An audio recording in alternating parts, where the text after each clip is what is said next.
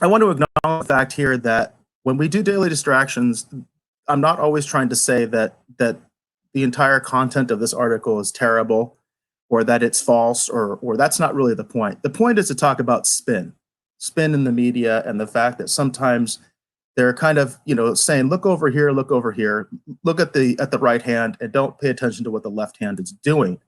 And don't acknowledge the fact that there is an agenda behind these articles. And so the first one I have is very visual in nature. And this is straight off of the CNN main page, specifically from CNN World. And this is the headline: Our New Normal in Pictures. And the very first picture that they have is this woman seated at a very posh restaurant with a bunch of mannequins. And you can see here it says Jessie Dawson, an executive assistant for The Inn at Little Washington, is joined by mannequins as she sits in the Arlington, Virginia restaurant on Wednesday, May 20th. The restaurant will be reopening later this month and kept at 50% capacity for social distancing purposes. It says dressed up mannequins will be seated among others. So the idea that this is the new normal is something that I take exception with. And that's why I think it's a distraction.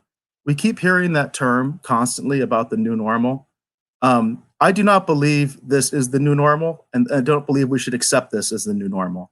I think we should accept this as these are extraordinary times. We are in the middle of a crisis which we hope is starting to wane. But this is not the new normal.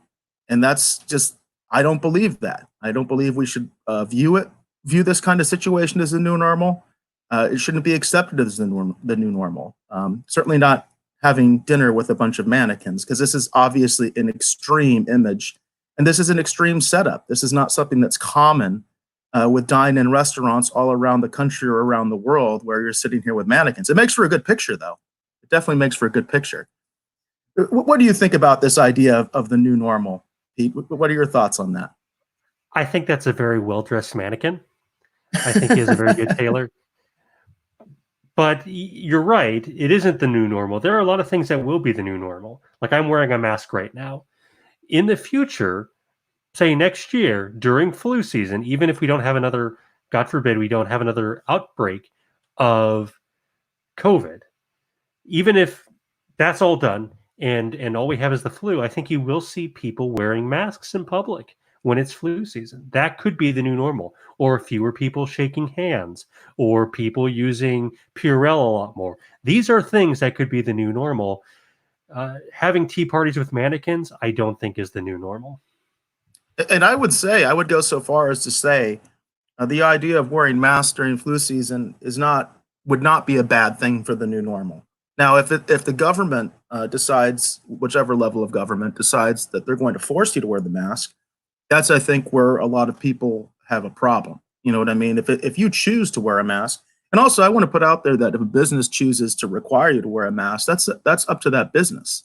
The issue, I think, when it comes from a liberty standpoint, has to do with when the state decides that you have to wear a mask, and that's where things get a little iffy, and that's where a lot of us have, a lot of different opinions when it comes to how to implement that, how to deal with that. And of course, many states that initially were saying you had to wear masks, they immediately rescinded the order because they weren't getting compliance.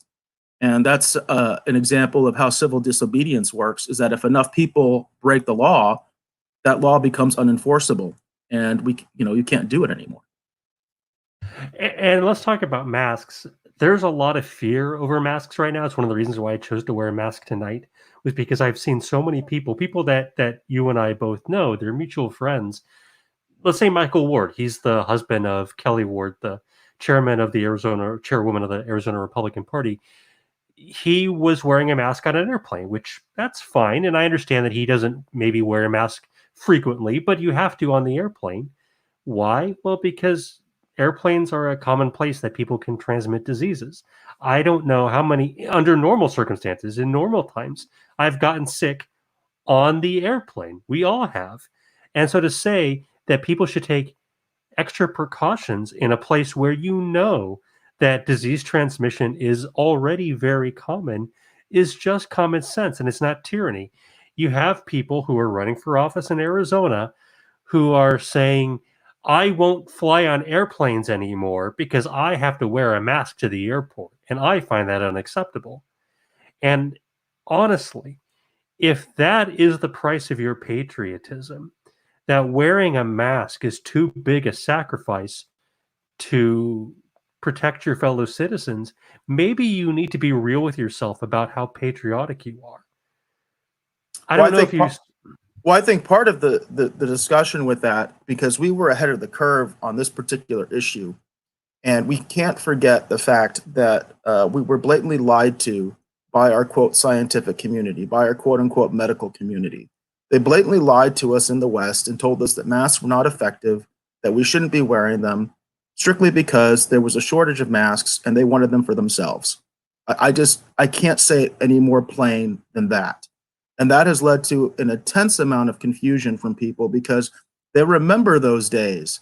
In fact, someone, I'm not going to call her out, but someone that I admire quite a bit in the Liberty movement posted a post of Dr. Fauci talking about how masks were not effective. Of course, this was before the narrative changed, right? And that's the problem. That's absolutely part of the problem. And I think it's also part of why a lot of people have become hostile towards masks, especially on the Liberty side.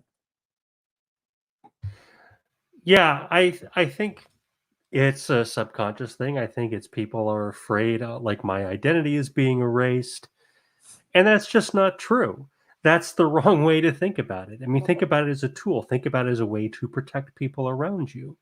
And the fact that the president will not wear a mask when he gives, you've mentioned these governors. I mean, not Mario Cuomo, that's his dad, but Andrew Cuomo has been vociferous in saying everybody needs to wear masks, and yet he never wears a mask in public. You never see de Blasio wear a mask in public. None of these politicians do because their brand is more important to them than than the safety of the people around them. And Washington, D.C. has been hit very, very hard by COVID. It's one of the biggest hotspots in the country because you have politicians flying in and flying out from all over the country. And so if any place is going to get it, Washington, D.C., it just makes sense that they would get it. But the only politician I've seen wearing a mask is Martha McSally. And I don't know if you've seen it. She's gotten absolutely hammered by her primary opponent because she wore a mask, as though this was an example of cowardice or failed leadership. And honestly, I really respect her for doing it because she's one of the only politicians who's putting her money where her mouth is, who is leading by example instead of feeding into the fear and doing the easy thing, which is what I see most politicians doing. Well, this is something I just put on before we went on the air. This was a post from the Secretary of Defense, obviously a Memorial Day celebration, looks like at Arlington Cemetery. You can see Secretary of Defense standing next to the Vice President and the President, and you can see quite a few uniformed military that are also participating. And I just put it out there. Do you think they should have masks on? I didn't say whether they should or they shouldn't, but I asked the question, should they have masks on in this situation as they are? Now, you can see there is some spacing between them. Is it 6 feet? I doubt it. No, it doesn't look like 6 feet to me. And of course, a lot of people think the 6 feet thing is arbitrary, and they could be correct in that assessment. But I did put out the question: should they be wearing masks? Well, yeah, of course it's arbitrary because there's no magic line of exactly where it's safe or where it's not safe to wear a mask.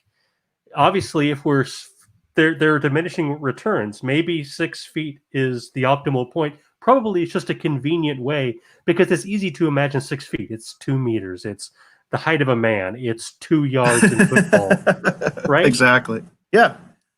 Absolutely. But if you don't have a number out there that people are like the hand washing song, 25 seconds. Well, what if you do 26? What if you do 24?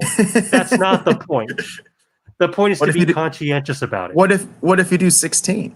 What if you do 16? That might be just as good. I mean, I don't know. But give people a target. it's kind of like the mask. We were lied to about the masks because they're hoping to get a certain effect. And it's a more benign example, but I think the 6 feet rule is kind of in that category, but at least it's honest. They haven't said exactly why. They're not lying to anybody. They're just giving a rule for everybody to follow.